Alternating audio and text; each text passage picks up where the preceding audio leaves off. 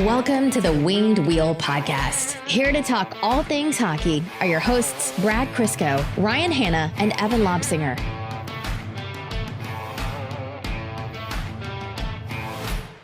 This is a test of the emergency podcast system. In the event of a real podcast, the takes would be much worse and much louder. Welcome to the Winged Wheel Podcast. I'm sorry for anybody who was scared in a car. We just spent a good amount of time prepping for this episode because we have a brand new little mixer that we decided to upgrade to. We almost had another situation where we lost an entire episode. Almost. So close. And funny thing about 3.5 hours in a basement with two guys that you already see for like 10 hours a week. It'll push you. It'll push you to just make those upgrades that you've been talking about for a long time. So thank you to all of our Patreon supporters and our sponsors. You guys are the ones who are able to make this happen. Evan. Yes. How you doing, man? I'm still tired from the meetup. You can't use it. No. You can't use that 2 episodes in a row. I'm sorry. What if I am, though? He'll probably milk this for a month. Are you actually still tired from the meetup? I don't know. I think I'm like stuck in this weird time warp right now because it feels like that was months ago. Okay. Brad, before I read out our sponsorship, you have some exciting news. I do? Yeah. Oh, right, I do. Yes, you do. Yeah, fun little quirk without getting into the full story. Not sure if it's 100% confirmed yet, but I should be playing my first professional hockey game tomorrow. Brad's getting his own Elite Prospects page. Woo! We are trolling the hell out of that. Oh, yeah. I know Welcome- it's coming. I already said welcome to the Winged Wheel Podcast, but I'm Ryan Hanna. I'm Brad Crisco. I'm Evan. This episode of the Winged Wheel Podcast is, of course, sponsored by Labatt Blue. Celebrate with Labatt Blue and the Detroit Red Wings all season long. That's what we want you to be doing, even in kind of crummy losses to the Anaheim Ducks. We'll talk about that later. Find your specially designed cases of Labatt Blue and Labatt Blue Light at your local retailer to hashtag #SellYon with Labatt Blue. Labatt Blue and Labatt Blue Light, official Canadian beers of the Detroit Red Wings. Delivered to you by your favorite official Canadian commenters. Not official. Canadian commenters on the Detroit Red Wings. An official sponsor of Philip Hronik Clap Bombs. They are indirectly, yeah. Congratulations, Labatt. We just made you the sponsor. I've watched that GIF a million times.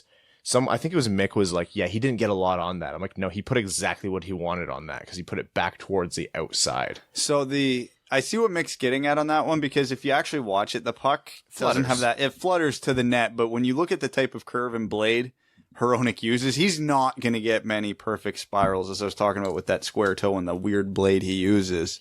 But I think he was okay with that because he saw Gibson moving towards the center of the net, and then he was like, oh no, I'm putting this back over his opposite shoulder. And he still gets a lot on it. Oh, he does. Just because the puck's not in a tight spiral, it's not like a football where it automatically turns into a duck. It was a cannon. That thing was an absolute rocket. I could not stop watching that.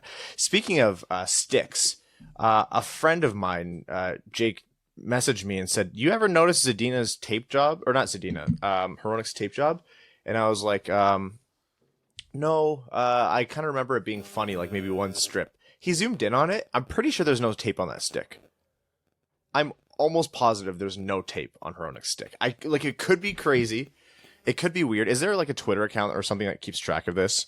I don't know. I'm gonna look this up, and if I find the picture, I'll overlay it on the episode. Players' tape jobs, that's like one of my weird things that I enjoy. Look at that picture. Out. Is there any tape on that stick? Let me see. Can I zoom in on this? Yeah, you should be able to. I'm pretty sure he like sands it or does some kind of like grip, adhesive on it. Now, was this in warm up or was this during the game? That was during the game. I'm pretty sure Philip Hronik has no tape on his stick. That's weird. I'm gonna see if I can't find another picture just to further confirm. But God, even looking at that blade gives me anxiety. How does he play hockey with that? With the square toe blade? And just even look at the weird curve in the lie. It's weird. I liked it. I loved using a square toe blade. Man, as a defenseman, that is a really weird lie, though. It's like a rocking chair. What's the point of having a square toe blade if so much of your blade is off the ice at all times? So this is a picture from last year, and if you look closely, you can kind of see he starts it literally over the curve of the heel. So his entire blade might just be tape.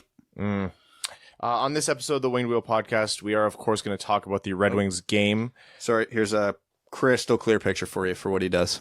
Oh, so he just tapes the whole thing. Every last inch of that blade That's is black a dad tape. tape job. So is it's the opposite. 100% of it. If you go past the curve on the heel, and I want to ask this of our listeners who play hockey, why? I don't get it. Everything up to the curve in the heel makes sense because you might handle the puck with that One part of time the we blade. taped a guy's entire stick. Like 5 minutes before warm up. You go just past the curve in my mind, like just to the very top of the curve, because when you're skating around, like that curve is what's knocking against the ice repeatedly, and that'll wear down, right? Yeah, I'm sure he's really concerned about the wearing down. cost benefit analysis he gets from his sticks. and also, these are professional players. You can tape every 6 minutes of ice time you play, or just grab a brand new stick with a brand new tape job. That's probably what he does.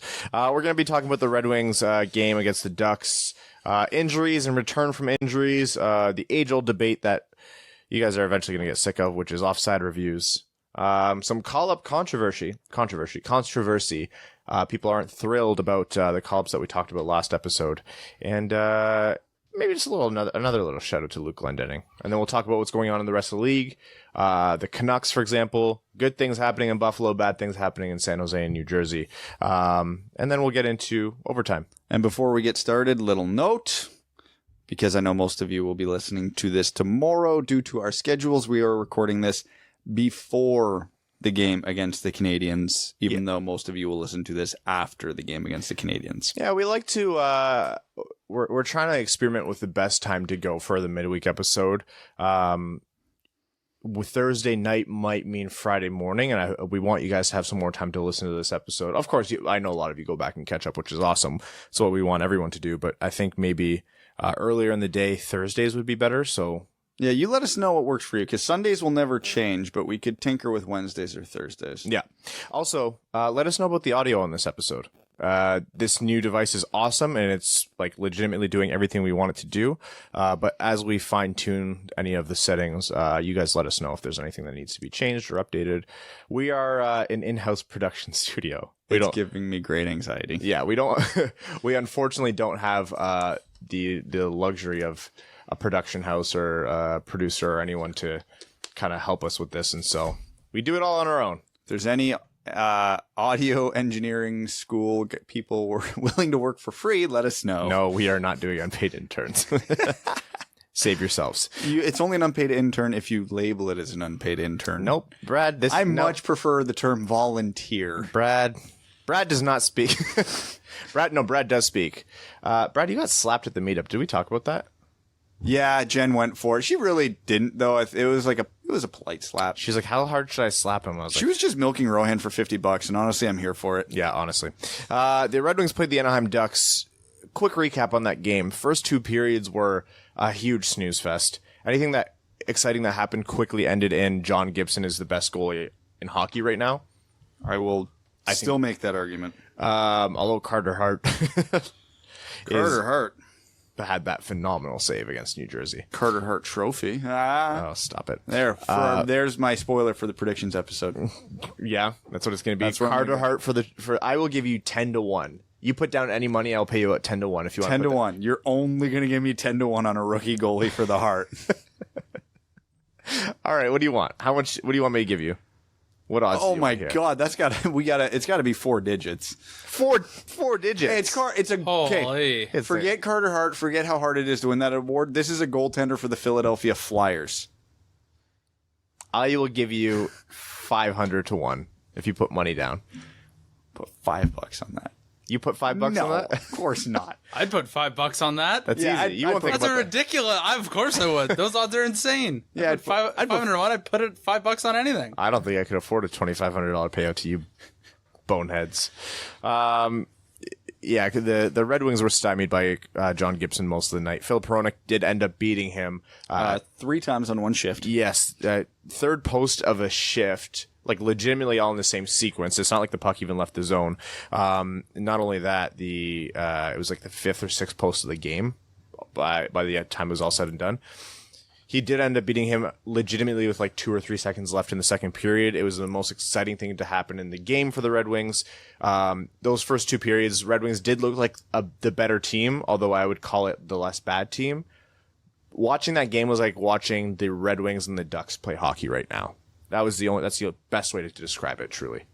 It was really kind of choppy, grindy, crappy hockey. No one really looked on. Even the Bertuzzi, Larkin, Mantha line, like they had their moments, but at the same time, they just kind of everyone looked dull out there.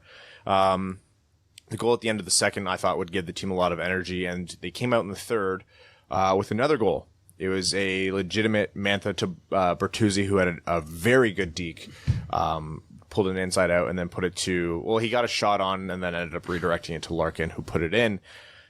It got challenged right away for offside. An offside review brought back the Red Wings goal. Brad. That directly hurts my fantasy team. Yes, it did. Brad, it was objectively offside. By how much, Ryan? Doesn't matter. By how much, Ryan? I don't know. A couple centimeters. Okay, here's the question I'm going to legitimately ask you. Did it impact the play? Yeah, because it went offside. Ryan. Got him. If his mouth like stuttered there, like he was ready to hit me. If that player breaking into the zone was 0.01 seconds slower getting in there, does that goal not happen? But he wasn't. Ryan. He wasn't though, Brad. You need to be a politician the way you're dodging this question. I applaud you for that. I get it. It sucks. But imagine being a Ducks fan and it's game 82 and they call that a goal. And then they go back and they say, you see that Mantha was offside. They should have called him offside. Do you know what we didn't have before these video reviews? Super slow-mo, high-def images of plays that look to be basically onside. There's a reason. It's not even that high def. It's like 720p. Personally, I blame science. Yeah, science is. Thanks for nothing, science. But here's my thing. Remember before offside reviews were a thing, people can only ever remember the Matt Duchene and the Danny Briere offsides goals because they were offside by 3 feet. Sorry, the what goals? Matt Duchene and Danny Briere? And what was the ruling on those goals? Oh, they were the objectively wrong call. No, but like what was the call that was being made? Like you said, like there's icing, there's penalties. What were you saying? Offsides? No, stop it. Stop. We're not doing this. Offside. Listen. Offside. It's not up for debate. Offside. Not offsides. It's not offsides. It might be in other sports. Don't cite the NFL at me. I don't care. That's not what this is. In hockey, in the NHL, it's offside. Offside. One side, it's off. Stop Ryan, it. I agree with you fully on that point, but I'm going to use offsides until you agree with me that the challenge is stupid. I don't negotiate with terrorists. I can't. It's just one. Then my fantasy team name will remain the Offsides until further notice. And the kicker is you can say, like, the word offsides does come up because we're discussing offsides right now. We're not discussing offside. We're discussing Singular, offsides. all of them, cumulative. But then people just like misconstrue that as the ruling, and I'm just God, it's not hard. It's really not hard. It's very simple. But it's offsides. Offside is a legal play. Offsides is anyone that goes to review. Oh, I hate you so much. There's no rationale behind it, but that's objectively what I'm going with from now on. It's like when people say, "Oh, you're biased." No, you're biased. You have bias. You are biased. You have bias. Offside. We should get a sponsorship with Hooked on Phonics. We should get a sponsorship with like Spark Notes or something. Yeah, it was by like a millimeter or two. It was very frustrating. I do hate myself for where I align on this because I can see how everyone is making a very fair point of it wasn't called in the moment and it didn't impact the play. However, I also know the fallacy of we didn't used to do it this way before, so why did we start now? It doesn't exactly hold in a lot of other ways, and I don't feel comfortable applying it here. What about this? If you have to zoom in, it's inconclusive. No, because that just means arenas are going to install shitty cameras. No. Yeah, but then your team could also be 1/3 of on the time. yeah. 1/3 of the time, right? 1/3 of the time? Because you're only... Oh, yeah, that's right. Yeah. So... Periods, yeah, right. You can make that smart. In the NHL, there's no reason why they shouldn't have at least 1080p 60 frames per second cameras everywhere they use a camera. It blows my mind that they do not. I get it's hard to push over the air, so I'm not saying 4K, but like you're a $9 billion industry. Install the damn cameras. I know why they don't. because those cameras are expensive, and if you need a 1080p camera to see if a player's foot is off the ice or not, it didn't impact the play.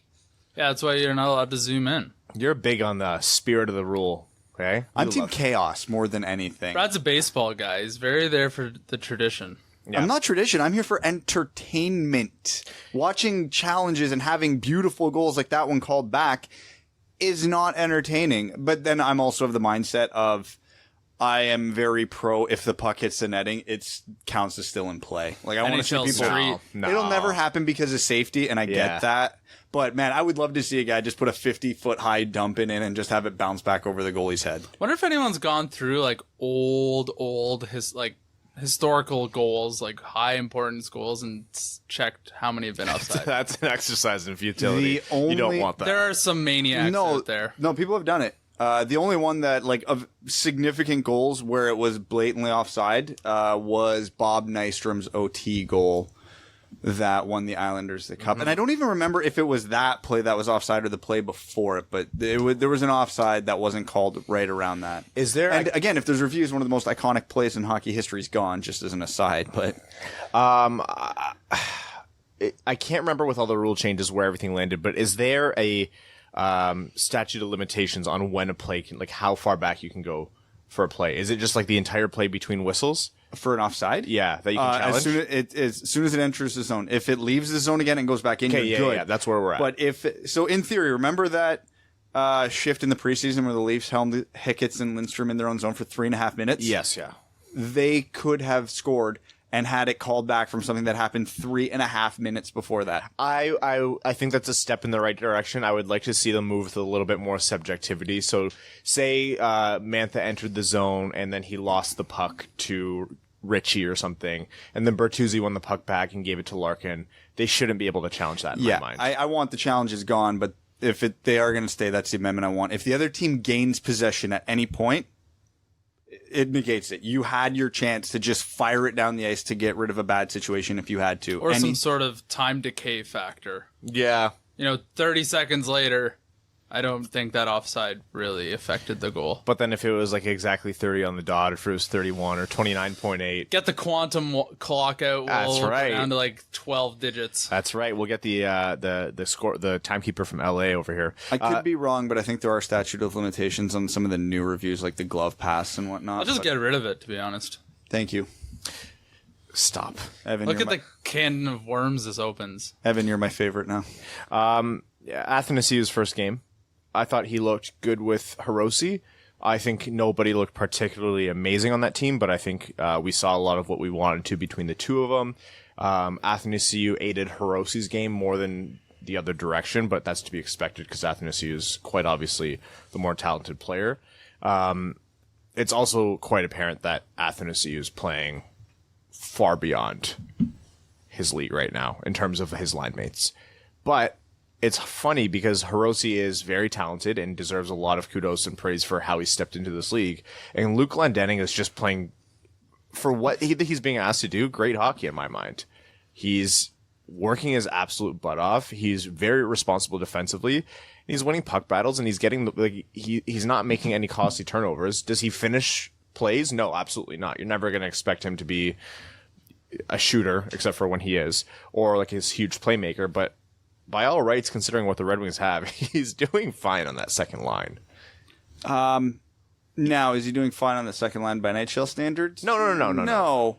But would any of the 6 players playing behind him in that lineup be doing better right now? No, absolutely not.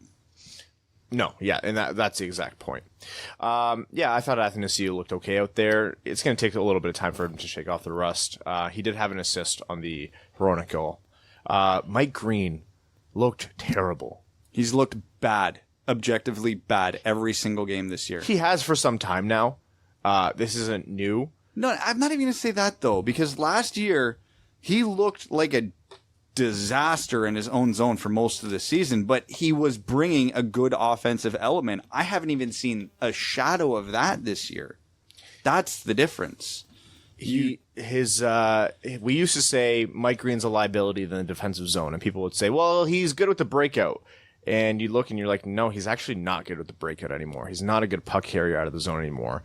I counted 4 times in the first 2 periods yesterday, or during the game, where his breakout wasn't even just like resulting in a turnover. He flat out just passed the puck to Anaheim.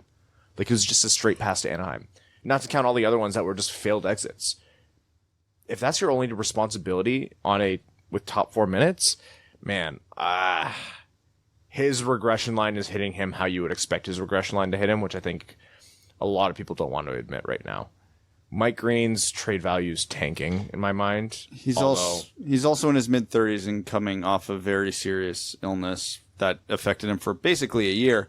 So can we fault him for it? No, this is not an easy situation for him, but at the same time, this is the NHL. Either put up or get out. So yeah, you have to find something to make it work. Yeah. That being said, I don't think he was I don't think he was hampering his line mates too much as anyone else on the ice was hampering the entire team. Because again, up and down this lineup, there isn't exactly a depth of talent. We had those call-ups last episode where Svechnikov came up, Kuffner got called up, Kasky got called up, and Biega, after being traded for and then sent down, was called back up. Kuffner and Kasky were promptly sent back down when Athanasiou was deemed ready to play. like 12 hours later. Yeah, and Svechnikov and Biega have sat in the press box since. Now let's chat about that, because some people are very frustrated by it. It looks like Svechnikov won't go tonight. We might finish recording just before that game starts tonight. Well, the Red Wings posted their projected lineup, and neither of them were in it. Yeah. Now, here's my thinking. Do we want to see Andrei Svechnikov? I tweeted this out, and Sarah Siv quoted. I saw that. Evgeny Svechnikov. Do we want to see Evgeny Svechnikov play? Of course we do. I'm very excited to see what he can do in an NHL lineup. This year is essentially, screw it. This is a sandbox year. Nothing matters. But he just is coming back now from reconstructive ACL surgery. He's not 100%. There's still a lot of soreness. There's still a significant amount of swelling. There's a lot of rust. I'm not too upset that he hasn't played yet. Easing him in isn't the worst thing in the world. And even if that's not why they're doing it, who cares? The guy makes $70,000 a year when he plays in the AHL, and he makes like $800,000 when he's up being called up. This is true. He's making 10 times his daily salary by sitting in the press box. I'm sure he's fine with it. Someone even mentioned at the one point, because I was admittedly frustrated by it, because if you're going to call a guy up to sit in the press box, call a veteran up, because if you want to go from the salary standpoint, well, you generally tend to favor the veteran because he has less earning potential in his future than a young guy does. And also, there is no more development for a veteran at that point, like a Matt Ford or whoever. Whereas there is for Svechnikov, but someone pointed out that when he got called up, Grand Rapids was in a big gap of no games. Yeah. So apparently Grand Rapids has a game tomorrow night, so someone's saying, well, yeah, he'll be back in Grand Rapids for tomorrow and playing. And if that is true, then I'm fine with it. Yeah, the kid just got a salary bump and rested his knee a little bit and didn't miss a game in GR. I'm fine with that. But if he's not, then this is dumb. But it's not even just about the salary bump, too. It's like practicing with the team, getting used to this team. I'm sure their plan long-term is to have Evgeny Svechnikov make the team full-time. Yeah. And I'm sure Yzerman wants to do that sooner rather than later, especially with Nielsen going down with that injury. Like, they probably had to accelerate their plan a little bit, and maybe this is a lead into it. So, yeah, it depends on how these next few games go. Again, Grand Rapids doesn't play until a lot of you will be listening to this episode, which is Friday, October 11th, against Milwaukee. It's in Grand Rapids, and so it wouldn't be too far of a drive for him. So we'll see. Excited to see him play. Biega's Biega. I've had some Vancouver people tweet at me and say, like, no, don't discount him. Like, he's, I said he doesn't move the needle. I still kind of maintain that this isn't a needle-moving trade. It's more just for bodies. Not to discount the player. He could be impactful as like a third-pairing guy, but Vancouver fans love him. They were really sad to see him go. Someone described him as just older Joe Hicketts. Yeah, I did. Yeah, that's it. It seems like it. He's older Joe Hicketts and a little bigger. It's fine. By like an inch, yeah. I was like, he's much taller Joe Hicketts, and I looked it up, and he's an inch taller. He's only 5'9"? Joe Hicketts is 5'8". I think so. I think Joe Hicketts is either my size or smaller. They have him listed 5'10" somewhere, and I was like, that seemed wrong. No, that's objectively wrong. I've stood in the same room as Joe Higgins. I'm definitely taller, and I can't say that about a lot of people. So the Red Wings lost that game. It didn't turn out well after that goal got called back. Anaheim just went down the ice and started to capitalize on the costly turnovers that had been happening for all 60 minutes of every Red Wings game, and they ended up winning, 3-1? 3-1. Which sucked. That was a lot of what we're going to see this year. That game itself. Anaheim didn't play particularly well, and they still came out ahead. That's not a good benchmark. No, but that's okay, because we're more focused on the fun goal that Larkin almost scored, or did score, but then before it got called back, and that Hronek blast. Hronek looked great in my mind. Hronek, I want to talk about Hronek, because I think I mentioned it in passing last episode, but I really want to call attention to the fact that I've not seen a defenseman in a long time for the Red Wings have the ability to just get himself in a prime shooting position as much as Hronek does. He is far from stationary in the offensive zone. He is always looking to find that soft spot on the ice and that passing lane so that he can just be there to tee up. We saw it. I remember it very clearly in the last game of the season last year against Buffalo. He would just literally circle back out into the neutral zone and then come in a million miles an hour on the other wing, like stick literally waving in the air. He's so jacked up to shoot. He did it against the game we were at Dallas, and obviously getting 3 scoring chances on one shift against Anaheim is a perfect example of it. He gets it, and that's not a skill you can teach. You either know what to do or you don't, and he seems to know way more than any Red Wings defenseman has in a long time. Yeah. He is definitely poised to move up into that Red Wings best defenseman on the team territory. Oh, he is. We're 3 games in, it's him. Nobody's held a candle to him on that blue line yet. Cholowski, I've liked Cholowski's game. I will say it looks improved from last year. Less dynamic offensively, but more responsible defensively, which truthfully is probably what the coaching staff asked. he's going through a very reasonable progression right now. And I think we're expecting meteoric from Cholowski because that's how he kind of broke into the scene. But he's going through the paces kind of in a more granular way right now. It's a little piece by piece. Because he's still making the same kind of defensive lapses, just not as often. And you can see him correct for them even in game. He won't panic and just bounce the puck off the backboards to an opponent anymore. Yeah. Or if he fails on a breakout, he's not going to try the same thing twice and get burned twice the same way in one game. But it's not the same way where he broke onto the scene, which was with like a goal in his first game and was an offensive dynamo, et cetera, et cetera. But that tends to happen when you're working on your defensive game. Your offensive game tends to stutter a little bit, but doesn't go away permanently. Ideally, you can then become a little bit more comfortable. Like we said, as NHL defensemen grow, they get those reps. That hockey IQ becomes a little bit more natural in how they apply it to the game. Then they can start to make those offensive plays a little bit more comfortably, and knowing that they can get back, or knowing that they're covered, or knowing where they are positionally. You're going to see that from Hronek still. You're going to see that from Cholowski still. You're going to see that from Seider when he comes up, et cetera, et cetera. Around the league, there was a really cool ceremony that the Canucks had. They named Bo Horvat captain, and I just love the way that they did that. Yeah, it would have been so cool if, Detroit did anything like that. But anyways, it felt like a personal insult to Red Wings fans who want Larkin as captain right now. Yeah, so the Canucks did their player intros, but mixed in with the player intros, they brought out like a star from the team from every decade that it's existed. Todd Bertuzzi came out for the 2000, Kirk McLean came out for the 90s, Stan Smeel came out for the 80s, which I thought was a neat touch. And then they introduced all the captains group from the team. And this is obviously just a playback for anybody who missed it, because it's worth going back and watching if you haven't. And then all the captains came out. So the 3 assistant captains came out, and then Horvat came out last. And Horvat came out with an A on his jersey, to which I think everybody, including myself, was like, what the hell is going on?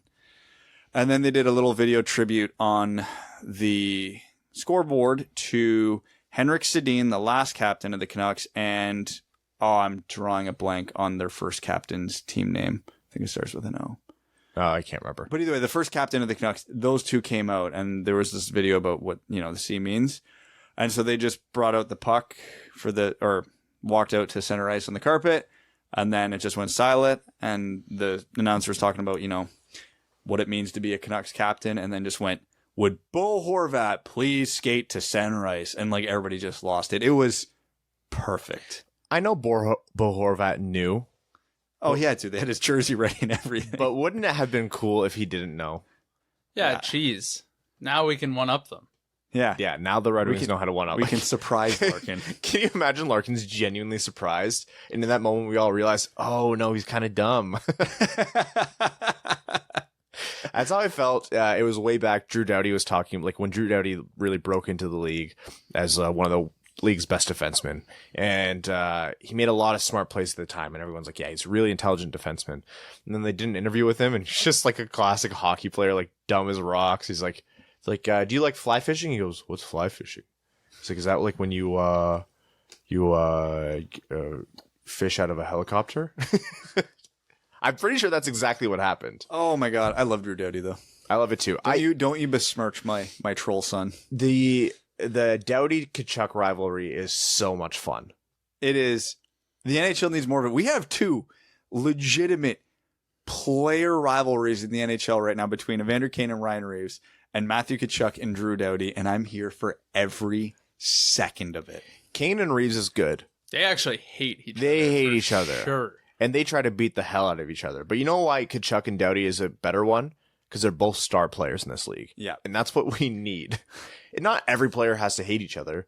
But you know what's boring? Good old Canadian boys. Hockey interviews couldn't be any worse. And yeah, I know they're good players. You don't have the success that they did without being a good player. So we have to respect that. And we're just going to do our best to shut them down. We know Sid's one of the best in the world. And get pucks deep, roll 4 lines. It's nice to someone have some actual sound bites for yeah. once. Well, I mean, telling the opposing fans to suck your D is probably a little bit spicier than the NHL would like right now. They paid for those seats. They want to be entertained. They want to chirp players. That's what you're going to get. You know, if that was me and he said that to me, I'd be like, this is the best game I've ever been to. Oh, 100%. I would have been like... You're going to throw chirps at pro athletes who are objectively the best chirpers in the world.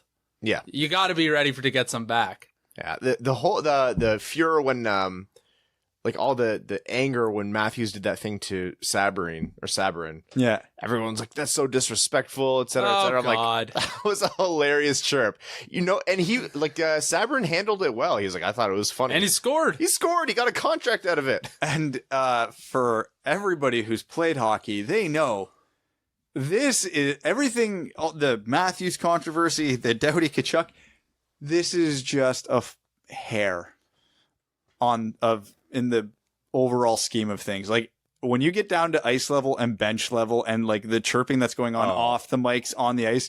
Oh my God. Every player in the league would be fined at least 3 times a season. That's why we'll never have uncensored pay-per-view type games. Yeah. People have been talking about that. Like, yo, can we get live mic games? Cause I think the CFL's been doing it. You could never do it in hockey.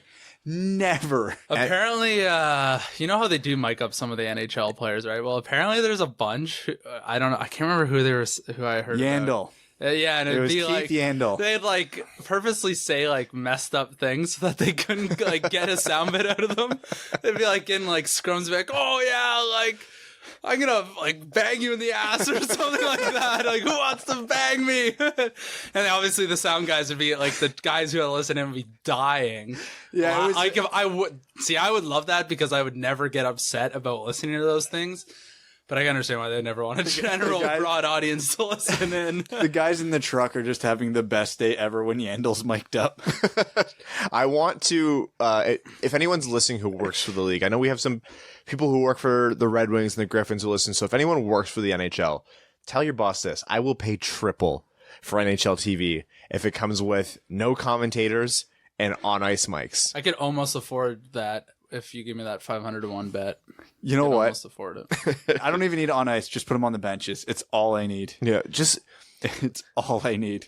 Pick random roulette. Don't mic up every player. Random roulette. One player gets mic'd up. It's completely computer generated who gets picked, and they get everything they say gets put through the mics no matter what. Dude, even in that the first exhibition game I played with the senior A team, there was times I was laughing so hard I didn't know if I was going to be able to compose myself for the next shift. It's so good. And these are low-level idiots. Can you imagine years of hard dedication? Oh, man. Sean Avery used to do research He would text guys to find out everything he could about a player and just go all in on it. The funniest thing that anyone's ever said to me is I went up against the boards like butt first, and one guy, the guy's leaning over the boards, and they were like particularly high boards. We were playing in like Niagara or something. And the guy leans over, he goes, "Oh my God, that kid's tiny, but look at the ass on him." I'm there with the puck. Like, how do I even respond to that? I actually started laughing on the ice. Oh, well, you know how I'm not a tall dude now, but like when I was growing up, You were taller. Oh no, even shorter than I was now relative to my teammates. Like my growth spurt was actually substantial. So just think of how hilariously small I would have been back then. Yes. And I got just inundated with like daycare jokes and kindergarten jokes. And what are you doing here, kid? Your practice starts at 9 or whatever it was. I wasn't ready for that. I was taking a drink. Oh, and you can't get mad at it. It's funny. Let's chat a little bit about what's going on around the league. James Neal. He scored as many goals this season as Milan Lucic did last season. Yeah. The Oilers have won a 1-for-1 trade Decisively. You know how they've won the trade? Calgary beat writers are now putting out articles like, yeah, both teams got what they were hoping for out of this trade. Neal scoring goals and Milan Lucic is fighting guys. That's how you know they won the trade, because they're trying to justify They're it. doing anything they can. How were you a beat writer for a team that has a good amount of years of being bad and underperforming and being so dishonest with yourself and your readers? Because you don't need to be honest. Yeah, I mean, yeah. You're trying to appease the organization so they continue to allow you in the room. Yeah, but you know what? There's so many guys who do it the right way. And it's just like, no, everyone from day one knew that was a bad trade. Everyone now, it's apparent. We had to wait 3 games into the season to see that was a bad trade. It was a bad trade. It was a stupid trade. And Treliving isn't a chump. I like him. I think he's a good GM and he's made a lot of good moves, but he's not perfect, as is apparent. He got fleeced by Ken Holland. And again, that's not a knock at Ken Holland. I think Ken Holland has had his fair share of not good trades, but also his fair share of really good trades. The return he got for Tomas Tatar, for example, a first, second, and a third. Thank you for Joe Valeno and Robert Mastrosimone. We will see who comes next. I think the return he got for Nick Jensen was good. The return he got for Brendan Smith was excellent. The return he got for the phrase "the return he got from Milan Lucic" inherently applies that he traded Milan Lucic, which in and of itself should win him GM of the year. That contract was considered completely unmovable. It should have been. There was his contract, and then nobody else for like 50 spots on the list. 100% should have been. Perfect example of how recency bias can screw everybody. James Neal scored 20 plus goals in every single season of his NHL career, but one. And after that one season, they have to unload him. And all of a sudden, he's on pace for a little more than 20, but he'll probably settle around there. And Milan Lucic has not scored yet, but he's got 2 fights, Ryan. He's got 2 fights. Now, this is in and of itself a positive, because I truly believe the Calgary Flames are better when Milan Lucic is sitting in the penalty box. I was wondering where you were going to go, because remember, a 5-minute major doesn't put them shorthanded. It just takes him off the ice for 5 minutes. You know, I heard some very sound arguments to how Milan Lucic could possibly be not as big of a hindrance in a different situation. I didn't believe them, and they were presented in such a way that said, look, this isn't likely, but you look at what he was doing before, how he contributed on the ice wasn't exactly, like, he's not going to be a huge point contributor, he's not going to be a big goal scorer, he's not going to set up plays, but he can do those little things, and those don't have to go away as he ages.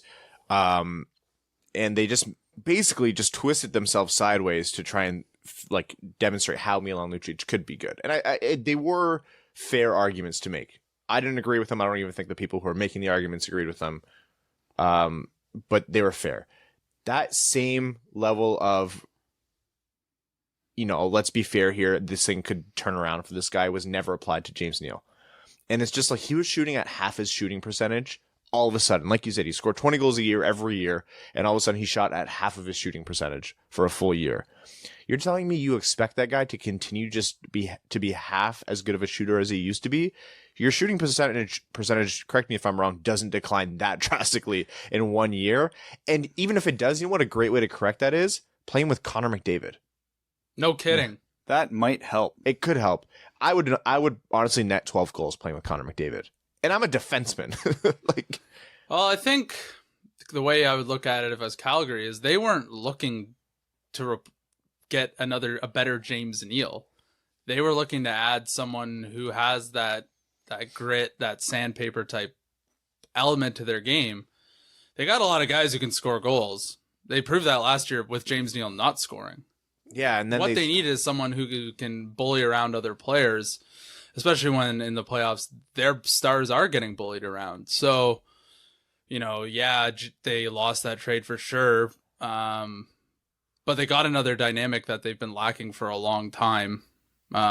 Maybe since maybe Michael Furland was maybe the last guy I can think of off the top of my head. It's not great, but the rest of the team should be doing the scoring. Did you write that article? No, but they didn't make that trade knowing that Milan Lucic is going to score 30 goals. Everything you said is 100% what Calgary was thinking. But you know why Johnny Gaudreau will never be protected by Milan Lucic? Milan Lucic will never play on his line. Exactly. Well, those guys never really play on the superstars line. They go out there on a offensive zone face-off or a neutral zone face-off and tell someone they're going to get their face caved in. Oh, yeah, it's true. And I know how that works. But in a playoff game, you don't have throwaway shifts. That's not a thing. Well, you can't have it. I mean, we're slightly premature for the playoffs, but yeah, Calgary's got to get there first. Yeah, Calgary traded for what they were trying to achieve. And I guess they thought James Neal was the most expendable player or someone that anyone would have taken. I can't even speak right now. Oh my God, you can The never Oilers speak. would have taken anybody, but then they see James Neal come across the trade floor, and yeah, they were probably jumping. Yep, nice little reclamation project. Yeah. The Red Wings only play once before we next get on the podcast with you guys. They have Toronto on Saturday in Detroit, and they have Montreal tonight. Montreal tonight, where they haven't won in regulation since 2007. Right. Get your car ribbons out. Oh man, I want to announce very quickly we had a giveaway sponsored by Everett on Twitter. He's Born to Danhard, I believe, is his handle. He's working with us, basically sponsoring these giveaways. We're going to be giving away tickets to the Red Wings games throughout the year. Now, these are tickets to just go see the Red Wings. The first giveaway is for October 22nd, the Vancouver Canucks. Drum roll, please. The winner is Corey Fitzgerald at Snipes_Stitches is the winner of a ticket to go see the Vancouver Canucks in Detroit on October 22nd. So congratulations, Corey. Thank you, Everett. Go follow Everett on Twitter. It's a really fun thing that we are able to do this year. We're looking forward to giving away more tickets. Talking about next episode, it's going to be another Monday episode. In case you guys didn't know, it is the Canadian version of Thanksgiving, notably less football, so yes, we know it's worse. But we do get the day off. So that'll be coming at you Monday. We'll figure out the exact time. How many days does America take off for Thanksgiving? Like 3, 4? Really? It's like Thursday to Sunday, isn't it? Oh, good for them. What are you going to show me, Brad? I'm going to get you to play a game. You know how Elliot Friedman used to throw out those weird abbreviations for NHL teams? Oh, yeah. Yeah. Has he started again? One tonight is ridiculous. Yeah. Who's playing here, Ryan? Does that sounds like a slur? Sorry, that sounds like Ling Meefs? Yeah, Ling is playing the Meefs. Someone's playing the Maple Leafs. I think I got Meefs as Maple Leafs. Yeah. Ling. So if it's Maple Leafs, it means it's the team's nickname. Yeah. So Ling Meefs. Maybe I'm gonna cheat. No. You have 3 seconds to get this. Sorry, it's an Eastern Conference team. I'll give you that. Lightning. It's the Lightning. Ling Meefs. Who's the Meefs? Maple Leafs. Oh. Yeah. That one's obscure. Elliot's weird, man. Ling. I love Elliot. That's that bit when he started out, like he just got like a random one wrong. I think he kept calling Winnipeg Win. Wasn't it Calgary too? Cal instead of CGY, but Cal. And when people do that, I'm just like, that's not what it is. My favorite one of his biggest troll last year was when Colorado played Columbus. Oh, and he put call. Yeah. The start of the season has provided for some interesting storylines. Edmonton's 3-0, of course. San Jose, 0-4. And they just signed a guy who wasn't playing hockey at the start of the season. He's playing on their first line. That's Patrick Marleau. He's back with San Jose, and I know I'm removing the mystique from that, or the prestige, because they got Patty Marleau back, but he's not a first-line hockey player anymore. No, he's not. That's how you know things are bad there. Things got bad quick. Fun little aside on Marleau before we get to the aside.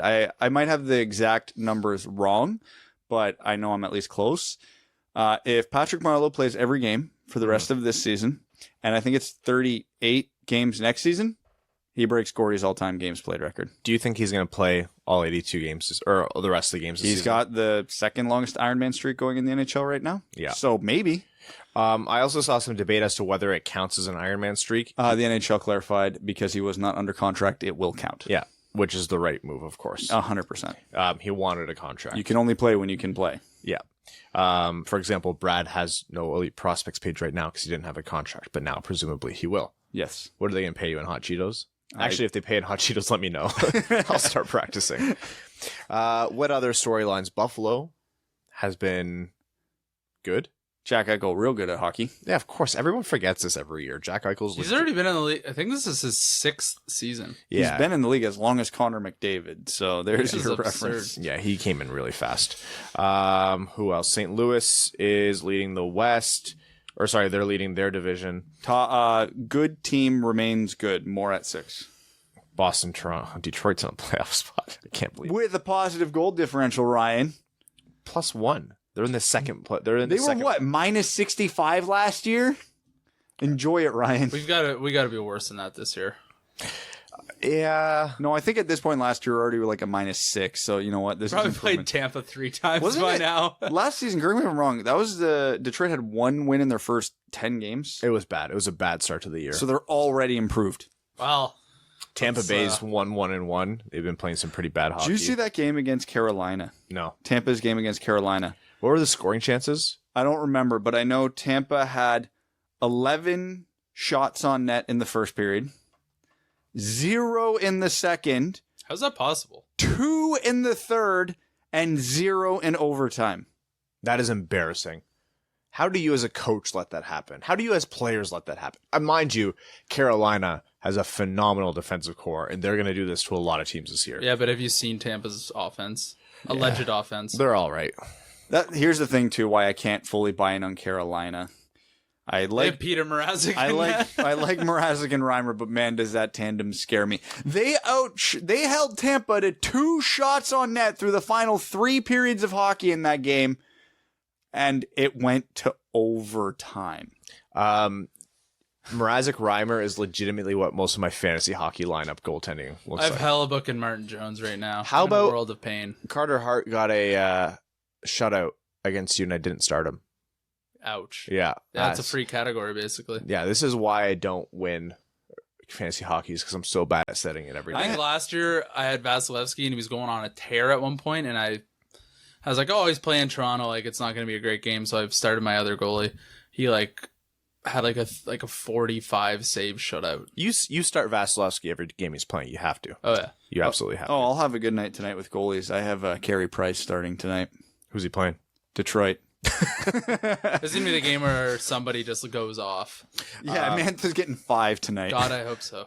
Well, hold on, because at the home opener, Mantha had 4 of his family members come down to the game, and he scored 4. Montreal's his hometown game, so I expect him to score roughly 37 tonight. Yeah, just about 16 to 19 goals tonight. And that should put him ahead of James Neal and Austin Matthews for a few games. Yeah. We are going to head over to overtime. Overtime on this episode of the Winged Wheel Podcast is brought to you by Motor City Garages, a local company that we are very excited to partner with. They're family-owned and operated, servicing Metro Detroit. Their services include garage flooring, cabinets, overhead racks, wall storage, car lifts, and improving your team's defensive core. They're actually working on that last one, but maybe in the future they'll be able to. Enough of the messy garages when everyone's sick of walking through. It's time to turn it into something useful, whether you like to work on your car in there, or if you'd like an organized space, or maybe even a man cave to watch your Red Wings games. I hate the phrase man cave, by the way. Is it man shaming to you? No. What? It's an No. inclusive zone? No, it's just like it feels gross. Man cave makes me think of something, a place that doesn't get cleaned. So what would you call it? I don't know, just like a Bro zone? no. That sounds Bro zone layer. yeah. 3D designs and a lifetime warranty on everything. Park and Style, Motor City Garages. We're gonna head over to Overtime, brought to you by Motor City Garages, which are the patrons are. Let me try that again. Overtime is Patreon exclusive for midweek episodes. You can just say brought to you by Motor City Garages and our patrons. There's been so many Patreon comments that we've actually not had a lot of our Reddit and Twitter comments, but don't worry, we're going to get back to that for our Sunday episodes. Clayton Van Dyken says, "Hey guys, I broke out of Twitter jail, so I'm glad to finally be able to follow you guys again. Also, I figured you'd be flooded with comments after the opener last episode, so I'm glad I waited a little bit to get to this one." Ryan, the other day I saw a post from Mel about an apple cider and apple cider and spiced whiskey combo that sounds absolutely amazing. Do you or her have any other good mixed drink recipes for the fall? That apple cider and spiced whiskey is unreal. It's cider and pumpkin spice whiskey. It's nuts how good it is. And yeah, that's a go-to. You can always make some hot toddies or like mulled wine or something. Mulled wine's a classic. Yeah. Let me just say thank you guys so much for your part in building this awesome community. I hope you guys realize how great it is to have you three in our lives, even in as limited a capacity as a podcast. When times are tough with the Red Wings, I can at least look forward to an entertaining show. Hell, when times are tough outside of the Wings, I can always look forward to the show for a distraction at very least. Although we may poke fun and tease you guys, I hope you understand that it's all in good fun out of love. Here's looking forward to another season of the Dub Dub Stay Fresh Cheese Bags. That got sappy, eh? Let me ruin the mood a little. We gotta put a character limit on some of these comments. That was incredibly kind, Clayton. Thank you. And no, I'm not reading out. He's intentionally putting in things for me to read out to make me sound ridiculous. And I win this one. You said a nice thing. Thank you. Jacob Lozen says, to quote an Edmonton fan on Reddit, the boytha has become the mantha. Cheesy yet true. It's not that I doubted what you duds were saying, but I just don't have the eye for talent that you have. I didn't see Mantha's ceiling being that high. To take the words out of Brad's mouth, this is just a sample size. But if he keeps it up, I'd say you hit the nail right on the head. I hope he can keep this pace and break 40, if not 50. Thanks for all you fellas do. I get pumped to see that a new episode is dropped, and I make it a point to download it as soon as possible for listening in the car. Most of all, thank you, Officer Crisco, for your dedication to serve and protect. As always, hashtag Stay Fresh Cheese Bags. Grand Rapids Meetup, Grand Rapids Meetup, Grand Rapids Meetup, Grand Rapids Meetup. We have a tentative date. We're working on it. Yes. We do? You need to inform me of this, Ryan. Yep. Is it after January 1st? Yes. It needs to be. Yes. Okay. Yeah. How much after January 1st? We'll talk about it. January 2nd. It has to work for everyone. I don't want to say anything on the air. I'm not. Everett Johnson says, "Hola, dub dud studs. It is time to play a new game called the Revisionist Wrangle. Dr. Emmett Brown has taken Evan's future RS3 and modified it to allow for time travel. It can only be used to travel back to either the summer of 2019 or the summer of 2018, where you'll be able to arrange ping pong balls such that the Red Wings win the draft lottery. Brad and Ryan, one of you select 2018, the other select 2019. Make your case for why your choice would be the most beneficial for the Red Wings." Diz on Darlene. God damn it. All right, I'll make the case for Jack Hughes. Evan, after listening to the arguments made by both Brad and Ryan, select a winner. Jack Hughes should be a number one center in the NHL. It's literally the most valuable position. It makes Dylan Larkin the second line center for the Red Wings, which immediately makes them absolutely filthy down the middle. You're filthy down the middle. Thank you. That's my very concise argument. Rasmus Dahlin is currently one of the leading defensive scorers in the NHL at the age of 19. He's a generational talent. Defensemen don't move like him. The Red Wings don't have a number one defenseman in the system. Moritz Seider looks good. Rasmus Dahlin is infinitely better. Rasmus Dahlin is everything the Red Wings need and are missing. I wanted to do Dahlin for what it's worth. Yeah, Dahlin's kind of the easy one. Look, I actually think Jack Hughes has it's 50-50 on who's going to end up being better, and it's going to be a completely subjective question. They're two completely different positions. But everyone knows me. I desperately want another Nick Lidstrom on this team. If there was one position we could use more than the other, based on our current prospects, I would say Rasmus Dahlin fits maybe a much larger need and would make our defensive picture a little bit more clear.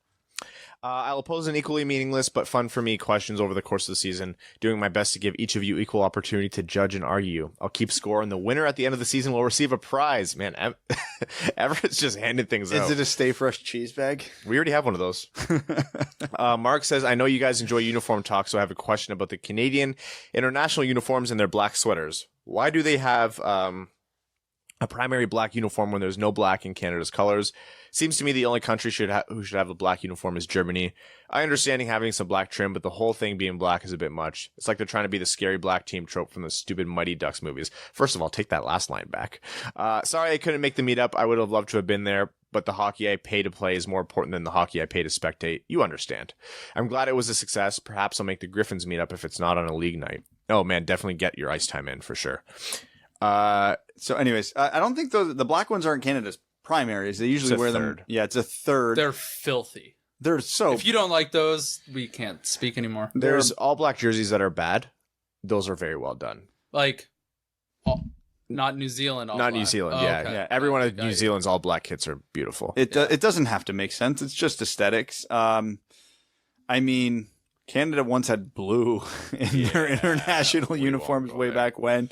So these are far from the most outside the box that you could have, but it works. I have no issues with it as a Canadian. Joseph Delia says, snap back to reality. Oh, there's a giveaway. Oh, there's a penalty. Oh, Ernie sits for cross-checking. With the lack of depth scoring, why both sit N? Why not sit N and give Svech a shot? At least the fourth line has some scoring chances. I know we're not going to get much through Price, so my question is, when do you think Big Brain Blash will split up the first line? Thanks, my dudes. I said first 3-game losing streak, so we're a third of the way there. Ryan Brown says, I was listening to the Spit and Chicklets when they were doing the Atlantic Division preview, and they said a guy like Jonathan Ericsson will be a good trade piece around the deadline. Literally couldn't stop laughing. Best humor I've had yet. We didn't talk about Ericsson. Very quickly, Brad Galley put out today that they have no timeline for his return. Again, I've said this before. This is pure speculation. This is nothing reportable. I have a feeling we're not going to see much of Ericsson this season, if anything. When you need to describe someone's injuries with 3 commas, that's probably not good. The guy's been beat up over the years. Like, beat up. Or this could be Steve Yzerman saying, if you want an office job next year, you damn well better not play this year. He's an incredibly smart guy, too. He would do well in a front office role. Oh, when we were in the arena and they were doing that, who are the 3 people you'd want to have dinner with? Jonathan Ericsson was just on a different plane from everybody else who was giving their answers. Tyler Bruce is like Dwayne Johnson, and Ericsson's over here. Who was it? Barack Obama, Elon Musk, and the Dalai Lama. It's like, yeah, you can tell this guy reads books. He's the galaxy brain hockey player for sure. Eddie says, what's up, boys? First time patron, number 201. That's right. We passed 200, which means in a few episodes, jersey giveaway. Oh my God. Definitely not going to ask a hockey question. So favorite food, go. Oh, poutine. It's always poutine for me. Chips. Nice. That's not really food, but chips. I have an addiction to chips. Brad's is Chinese food. Moving on. No, my answer's not interesting. I appreciate a good steak. I love tacos. Oh, Like- I'm having tacos for dinner tonight. Like really good tacos. Evan Beckner says, gentlemen, let's discuss. He wrote offsides instead of offside in this entire comment. I can see it. Talks about how Mantha might have been in a centimeter offside, but did it affect the play? It did not. If the challenge didn't exist, no one would have looked twice at Mantha's skates entering Correct. the zone. But because they're upset, because the NHL is obsessed with the right call, they lost out on what surely would have been a top 10 goal on SportsCenter, Yep. et cetera, et cetera. I might be a bit biased at the moment, but offside should be not reviewable. After that call, the Red Wings lost all momentum. The crowd was lost completely. I can live with Matt Duchene being 10 feet offside once every few seasons if it means all these ticky-tacky reviews disappear. Preach. Rowan says, oh boy, this is a lengthy one. Yeah, it might be time for a character limit. You got a good idea, Evan. I know. Rowan You have says, 200 characters. That's how many patrons we have. good day, Duds. Will Canada have been bundled out of the Rugby World Cup after being flattened by South Africa, which was entirely expected given the talent gulf between the two, as well as Canada having to play a man down for 44 minutes after another red card, one of the few deserving in the tournament. Anyways, an incoming typhoon has canceled a couple of final pool games, and it is threatening at least one more. Rugby is wild. There are games that would have had an effect on the quarterfinals via standings and could mean the end of Scotland. Bizarrely, there's no contingency, and I can't recall the last time an international game was ever canceled. Came close in 95, which was really weird. As someone who watches almost every sport I watch is inside a stadium. This is weird. The Rugby World Cup update has been brought to you by Stay Fresh Cheese Bags. When you need one of your soldiers to slap Brad at the meetup, place your wish into a Stay Fresh cheese bag, post it on the Twitter machine, and wait for the goodness to play out on camera. Stay Fresh Cheese Bags, a Fournier company and definitely typhoon-proof. Oh yeah, hockey. Can't believe the Red Wings' tactic of relying on a single line and decent goaltending came unstuck. And how about that offsides, Ryan? Also good to see Brad's beloved Dallas Stars get their first win of the season. Congrats, mate. Got another big game versus Calgary Thursday night. Enjoying the second parody account that you've created in another desperate grasp at relevance and popularity. Jersey time. Best Canucks jersey from their home opener. Stay Fresh Cheese Bags. Oh. Did they all have all different jerseys out there? So you know how they were players were coming up from every era? Oh, they yeah, had yeah. every jersey represented. They had the V, they had the spaghetti skate, they had the... I'm not the right person to ask about these. I know I have the wrong opinion on these jerseys. I think the V and the spaghetti skate are both. Look, the spaghetti skate jersey is a nice jersey. I don't like the logo. I'll say that. Oh, that's a bad take. That's a classic logo. I know. I don't think it's... I love this. It goes in order. Spaghetti skate, the early 2000s, whatever, Marcus Naslund, Todd Bertuzzi era jerseys, the V, then their current ones. I would move their current ones so much further up the list if they got rid of that stupid Vancouver scrawled across the chest. Just the logo. You have a beautiful logo, Vancouver. Just embrace it. Hunter Saunders says, it feels good that Hronek is proving me correct. I've been on his hype train since his Saginaw days. Makes me feel good about myself since I was so wrong about Brendan Smith and Timu Polkanen. Appears that everyone does get one, and a horny goat man is mine. That is all. Adam Flett says, morning all. You boys got spot that Peter Cech of Chelsea and Arsenal game has signed for an English ice hockey league team. Yeah. I saw that. What the hell? Yeah. Apparently he played hockey as a kid, so it's not foreign to him, but... Lower division, but he says he's now living out a dream. Also, thanks to Brad the Cop for mentioning Letterkenny. We don't get it in the UK, but I'm watching all the YouTube clips I can. Fuck Shorsey. Stay Fresh Cheese Bags. We should just have a Patreon episode where we just quote Shorsey for 30 straight minutes. Garrett TV says, hey, hockey amigos, do you guys remember the one time that you had 20 Patreon supporters and you committed to always reading out their comments on air, guaranteed as your way of saying thank you? And then that one time when now you have over 200 Patreon supporters and you have to spend like 40 minutes on overtime reading through our semi-poignant, often babbling posts. Haha, Furkers. No, seriously though, I've been wondering for years how long you'd actually continue to read everyone's posts, but you're still doing it. Good on you. It's part of the reason I caved and support this awesome mishmash of hockey punditry. But now to hear you're sponsored by Labatt, holy hell, that was super cool to hear, but not the least bit unexpected. Major kudos. First of all, thank you. That means a ton. I know I just mentioned the character limit. Don't worry, nothing. Is there a question in there? He has a question, but I'm just commenting on this first. We never thought we'd get this big. No. And never. I want you guys to know that we will never, ever get away from making you guys a centerpiece of this because you are why this show exists. Yeah, they're getting lengthy the overtime. And in my head, I'm like, we should maybe work to not curtail this, but work with it a little bit. But I also don't want to put in a character limit and stop you guys from saying what you want to say. Like, this is something that you support and this is something that you shell out the cash for. And I want you guys to be rewarded. So what do you guys think is the best way to handle it in case overtime does get too lengthy? Or do you think it's too long? Or do you think there's no such thing as a too long of an overtime? Let us know. I have an idea, but we'll talk about it off air. My question, how long before you talking heads are dropping knowledge on wings for breakfast? Those highbrow journalists still don't know about consuming fruit in the shower. Cheers, let's go Red Wings. It's Max and Prashant are good friends of ours, and we're always down to go on there. So their show's just starting up, but yeah, hopefully, definitely looking forward to having more crossover content with them soon. Matt Benson says, greeting my friends in the north. Let me start by saying I'm super glad I chose a Hronek jersey at the home opener. Looks like a stud. But my question isn't about the studs, it's about the duds. This team is loaded with fourth liners and depth D-men. I have a real feeling some will be moved. Of our bottom 6/depth D, who do you guys think will be gone by the deadline? D?